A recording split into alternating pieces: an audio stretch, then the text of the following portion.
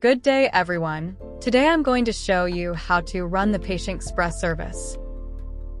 First, let's check if our plugin of service is running by hovering your mouse on the lower right corner of your screen and check the system tray if the PX service icon exists. If it doesn't exist, open a new file folder or go to your My Computer just like what is shared on the screen. Open Windows C. Open Program Files x86.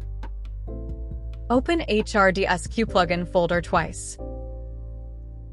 Right-click on the HRDSQ tray and run it as administrator.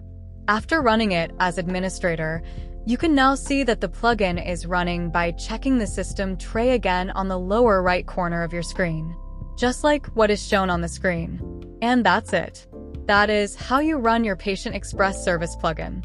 Thank you so much for watching.